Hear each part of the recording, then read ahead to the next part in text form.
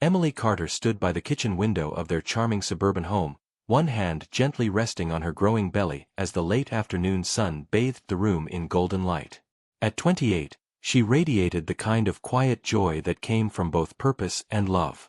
As a schoolteacher, Emily had spent her life nurturing others, and now, with her first child on the way, that nurturing spirit was glowing brighter than ever.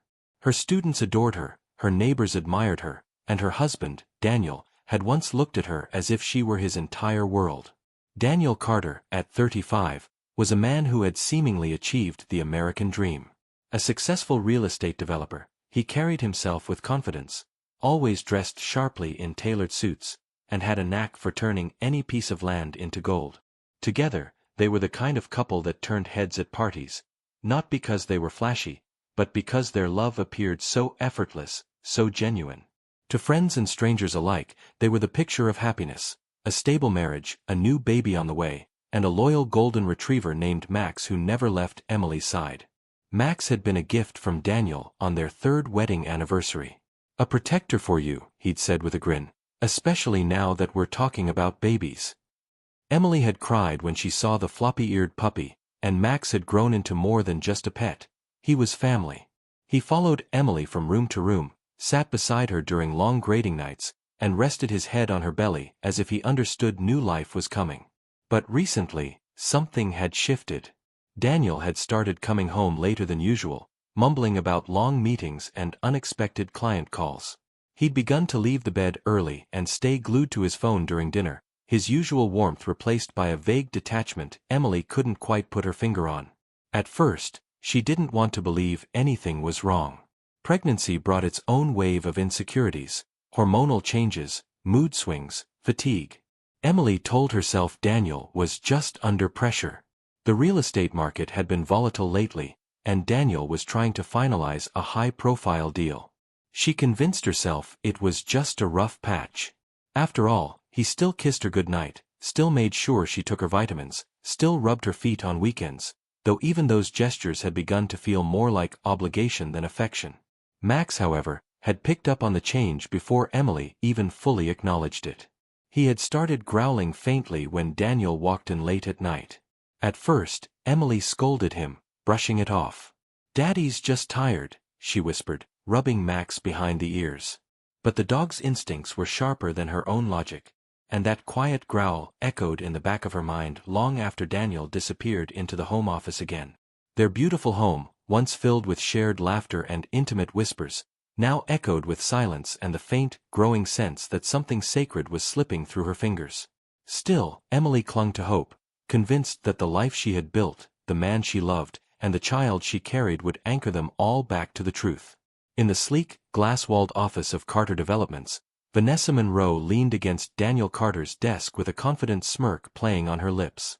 At 30, she was striking, tall, always impeccably dressed, with eyes that knew how to manipulate before her lips even parted. Ambition pulsed through her like electricity. She hadn't clawed her way into the assistant position of one of the city's top developers to play second fiddle forever. Especially not to a woman like Emily, sweet, soft, pregnant Emily. Vanessa had watched from the sidelines long enough.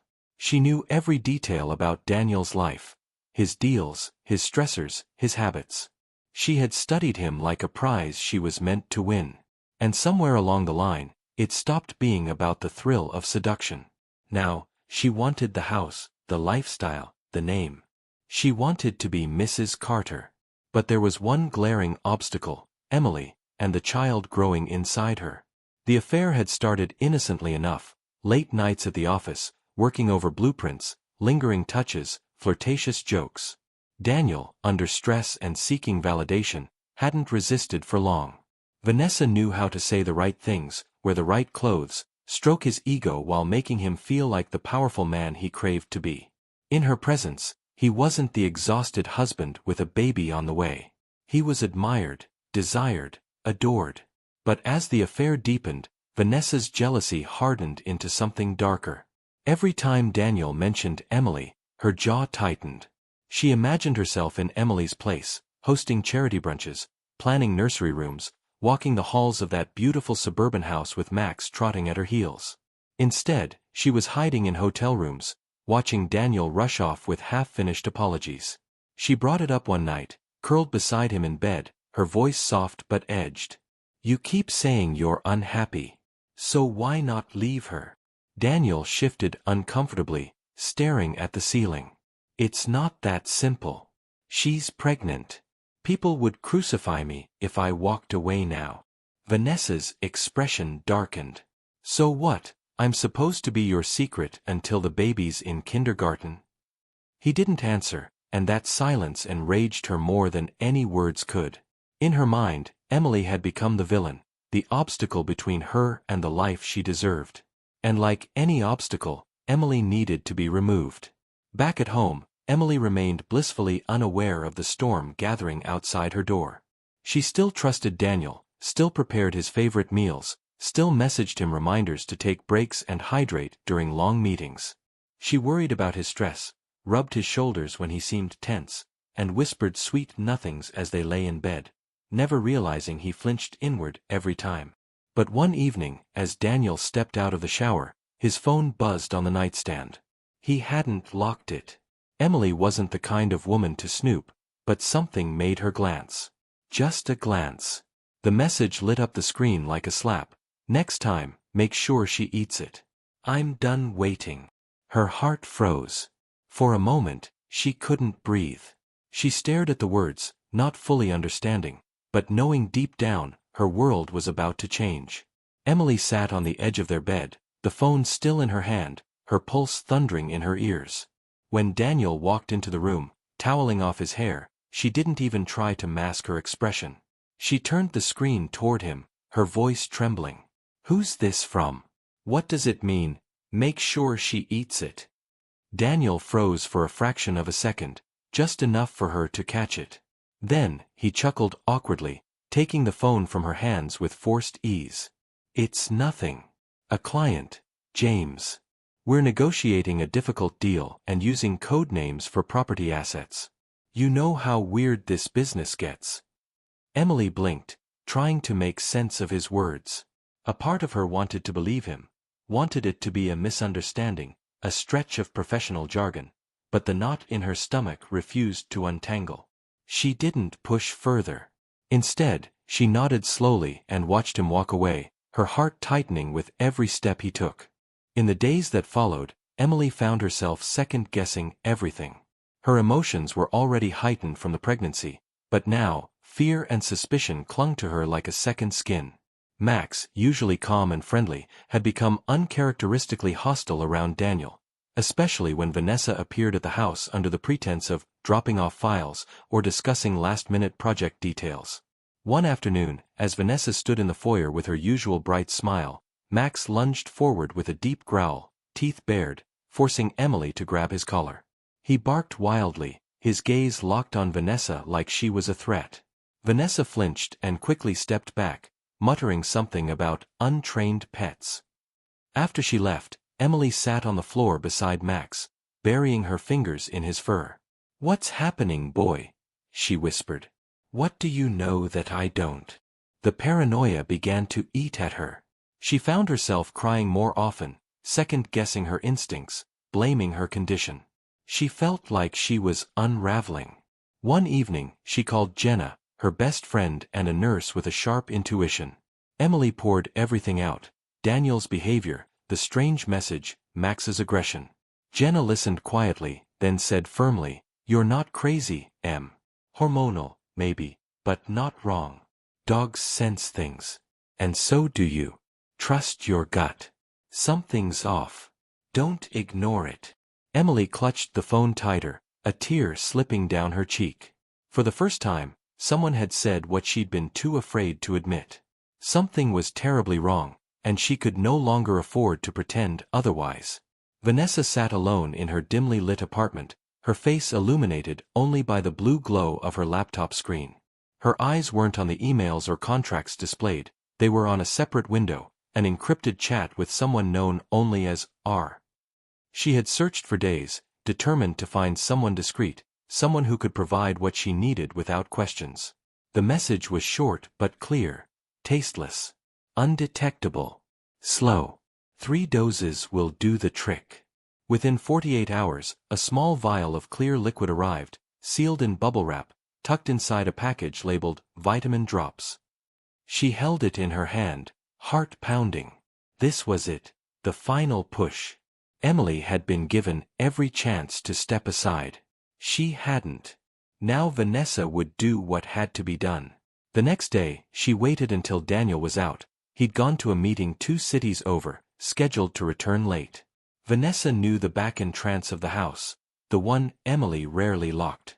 She slipped in just before sunset, dressed like a cleaning service worker, her ID badge fake but convincing. The kitchen smelled of warm spices. On the stove, Emily's homemade chicken soup simmered gently, its aroma filling the room. Vanessa smirked. How poetic. The nurturing, sweet little wife making soup for her unborn child. Working quickly, she pulled the vial from her pocket and unscrewed the cap, letting 3 drops fall into the pot. The poison dissolved instantly, invisible, odorless. She stirred it with a wooden spoon, her hands steady despite the adrenaline coursing through her veins. From the corner of the kitchen, Max lay silently on the floor, his golden coat catching the light. His ears perked up, nose twitching. Vanessa shot him a glance but ignored him. He was just a dog. She cleaned up meticulously, wiped down the counters, and slipped out the door as quietly as she'd entered. By the time Emily came into the kitchen, humming softly, she had no idea that death had been stirred into her dinner. She ladled a bowl for herself and sat down at the table, one hand absently stroking her belly. Max watched her every movement, his body rigid, tail unmoving. As Emily lifted the spoon to her lips, Max let out a low, warning growl. She paused. "What is it, Max?" she asked gently, holding the spoon midair. Then Max barked, loud and frantic. He lunged forward, knocking over a chair, launching himself at the table. In one swift, panicked motion, he leapt up and smacked the bowl from her hands. The ceramic shattered on the floor, soup splattering across the tiles. "Max!" Emily gasped, startled. But Max wasn't finished. He circled the mess, nose working furiously, growling as if it were a threat. He sniffed the liquid, then backed away, whimpering, staring at her with wide, alarmed eyes. Emily's heart began to race. She knelt beside the mess, her mind whirling. Max had never acted like this. Not ever. Her hands shook as realization set in. Something in that soup wasn't right. Something was very, very wrong. Emily couldn't sleep that night. Every time she closed her eyes, she saw Max's panicked face, heard the crash of the bowl hitting the floor, and felt the way her stomach had clenched with fear. It wasn't just a dog's tantrum. Something had been wrong with that soup. She was sure of it. The next morning, while Daniel was still asleep, Emily returned to the kitchen. The broken bowl had already been swept away, but a second pot of soup sat in the fridge, leftovers from the same batch. Carefully, she poured some into a clean glass container, sealed it tightly, and slipped it into her purse. She called Jenna and asked to meet her at the clinic during her break. "Just a small favor," she said, trying to sound casual. "I need you to test something. I think someone tried to poison me." Jenna's voice dropped to a whisper. "Bring it in. I won't ask questions over the phone." Later that day, while Daniel was in the home office on another client call, Emily slipped out. She handed Jenna the container and explained what had happened. The barking, the growling, the way Max wouldn't go near the spilled soup. Jenna didn't scoff or doubt her. She simply nodded, eyes filled with concern. "If something's there, I'll find it. You're doing the right thing, Em." Back at home, Emily found herself facing a new challenge. Daniel. He noticed her quiet mood and pressed her about it over dinner. She kept her answers short. When she mentioned Max's strange behavior, Daniel sighed and rolled his eyes. "He's just a dog, Emily," he said with a patronizing chuckle. "You're pregnant, emotional, and now the dog's barking freaks you out? Come on. Maybe he needs training, not a psychiatric evaluation." His tone cut through her like ice, and Emily bit her tongue. The man who once adored her now dismissed her with condescension. But she didn't push back. Not yet. She nodded, agreed, even forced a smile. If he thought she was paranoid, irrational, good. That meant he wouldn't suspect a thing. In private, she watched more closely. Noted the times Vanessa stopped by. Watched Daniel's expressions when he texted. She stayed quiet, gentle, cooperative. But inside, something had awakened. Emily was no longer unsure. She was hunting. Jenna called Emily 3 days later, her voice low and urgent. "I need you to come to the clinic. Alone." Emily's heart pounded as she drove over, Max curled in the passenger seat beside her, sensing her unease. When she stepped into Jenna's office, her best friend's expression told her everything before she even spoke. "I ran the tests twice," Jenna said, sliding a folder across the desk. "The soup contained digitalis, a cardiac glycoside. It's extracted from the foxglove plant. It slows your heart rate until it stops. A few doses, and it would have looked like a natural heart failure. But in your case, with the pregnancy..." Emily's knees nearly gave out. She sank into a chair, pressing a hand to her belly as her baby kicked softly inside. "Oh my God," she whispered, tears filling her eyes. "It's real. Someone tried to kill me." Jenna nodded gravely. This wasn't accidental. Someone planned this. The name swelled in Emily's mind instantly. Vanessa. There was no one else who had motive or access. But suspicion wasn't enough. If she went to Daniel now, he'd laugh it off, or worse, warn Vanessa. Emily needed proof. Real, undeniable proof. That night, she made a plan. While Daniel worked late again, she carefully installed a small hidden camera behind a row of decorative books on the kitchen shelf. The lens had a perfect view of the kitchen island and tea station. She set up the bait, a fresh pot of soup, a plate of biscuits, and her favorite floral teacup. Then she waited. The opportunity came sooner than she expected. 2 days later, Vanessa showed up at the front door, breezing in with a fake smile and a grocery bag in hand. "Daniel asked me to drop these off," she said, voice honeyed, eyes scanning the kitchen. "Hope I'm not interrupting." Emily, playing her part, smiled weakly. "Not at all. I was just making tea. Feel free to help." She stepped into the other room for just a minute, long enough to give Vanessa a window. Max immediately began pacing, ears pinned back, his growls low and sharp. Emily pretended not to notice. Later that night, when she was alone, Emily locked the bedroom door and downloaded the footage. Her hands trembled as she watched. There it was, clear as day. Vanessa reached into her purse, pulled out a small glass vial, and tilted 2 drops into Emily's tea. She stirred it casually, then placed the spoon back where she'd found it, humming softly as if nothing had happened. Emily stared at the screen, heart thudding. Her breath caught in her throat. There was no more doubt. No more wondering. Vanessa had tried to kill her. Again. And now, Emily had everything she needed to expose the truth. Emily sat in the living room, the lights dimmed, her laptop resting on the coffee table in front of her. Max lay at her feet, alert but calm, as if sensing the gravity of the moment. The house was silent, too silent, except for the dull hum of tension in the air. When Daniel finally walked in, loosening his tie, she didn't rise to greet him. "Sit," she said simply, her voice tight. He raised an eyebrow, clearly irritated by the tone, but he obeyed. "What is this?" Emily turned the screen toward him. "Just watch." She hit play. The video began, clear, steady footage of their kitchen, the counter, the teacup. Daniel's expression was confused at first, then bored. But the moment Vanessa appeared on screen, his body stiffened. She watched his eyes widen as Vanessa pulled out the vial and poured the drops into Emily's tea. "Pause it," he said, voice hoarse. Emily didn't. She let the footage run its full course. Vanessa stirring the tea.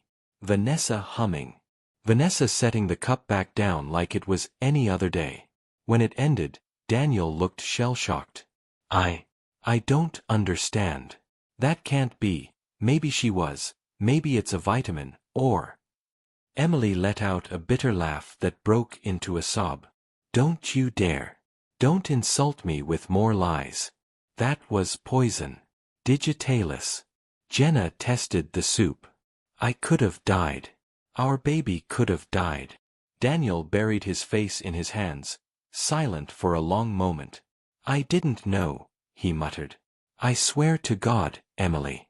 I never wanted this to happen. I thought she was just obsessed.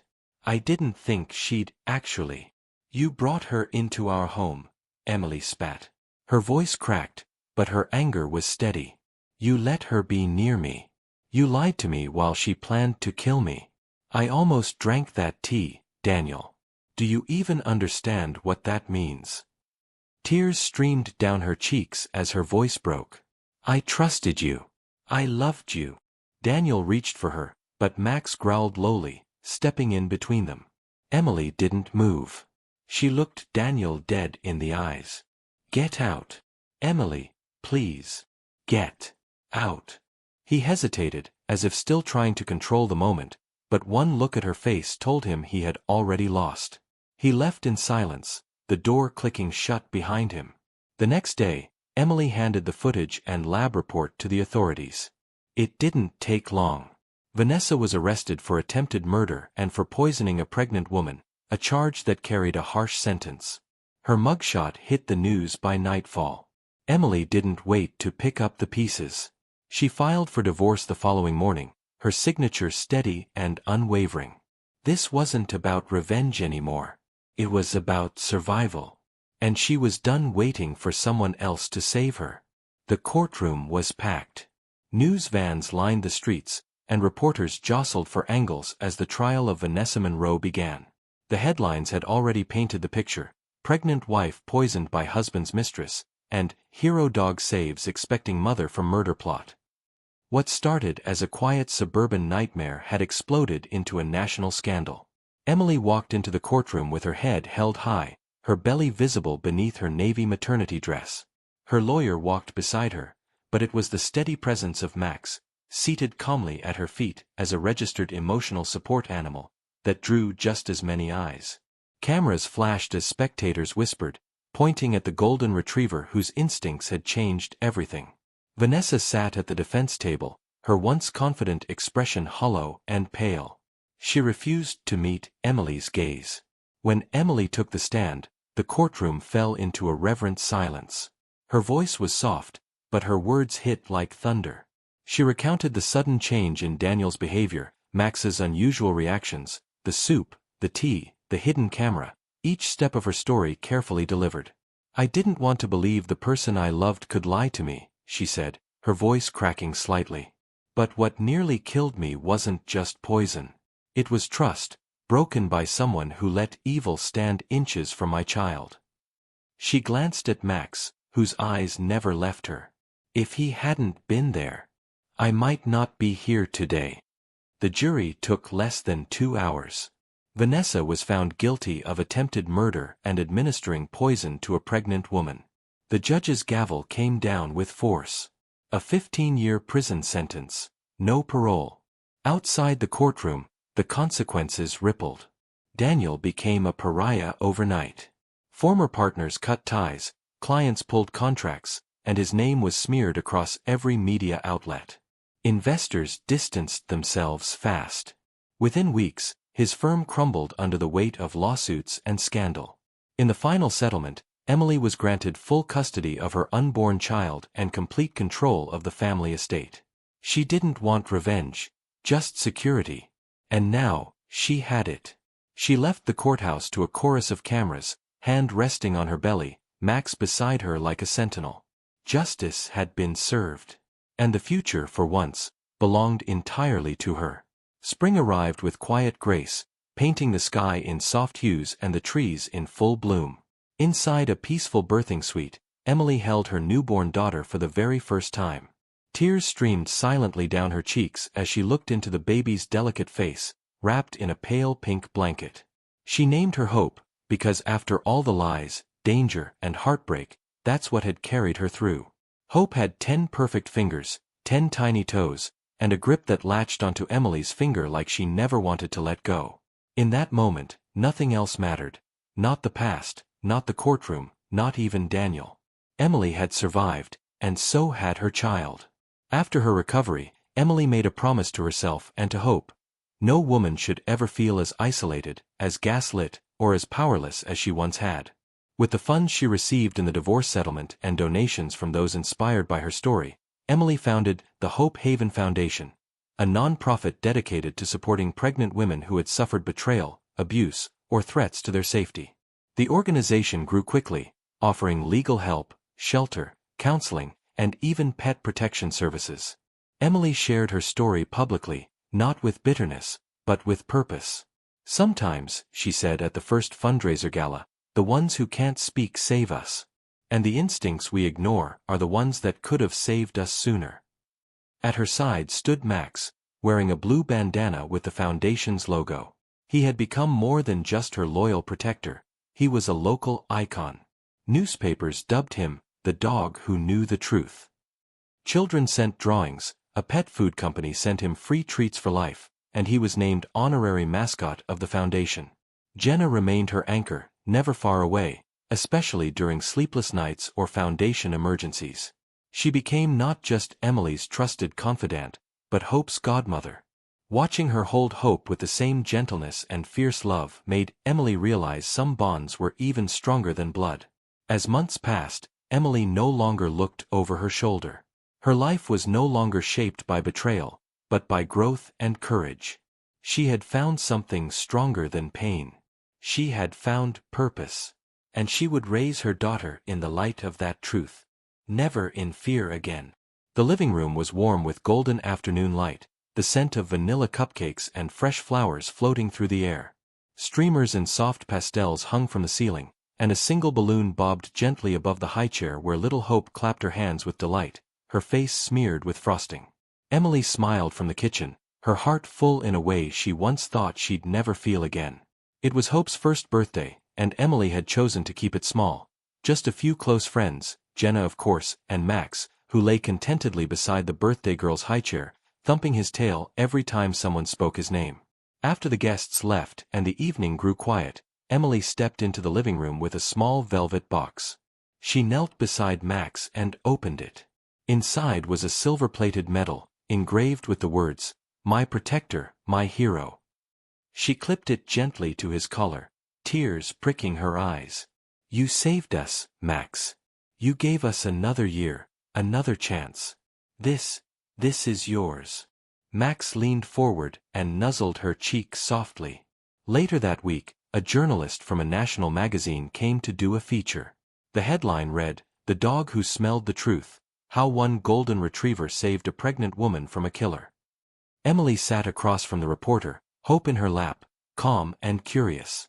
The woman asked the final question, "What do you remember most, when you think back on it all?" Emily smiled, eyes distant but sure. "When everyone else lied, Max barked the truth," she said. "That bark saved my life. And my daughter's." The story went viral. People from around the world sent letters, toys, treats, and even offers to adopt pets inspired by Max's heroism. But for Emily, the attention didn't matter. What mattered was that she had turned tragedy into strength. That night, as the house settled into quiet, Emily stood by the window. She held Hope close, the toddler's breath warm against her neck.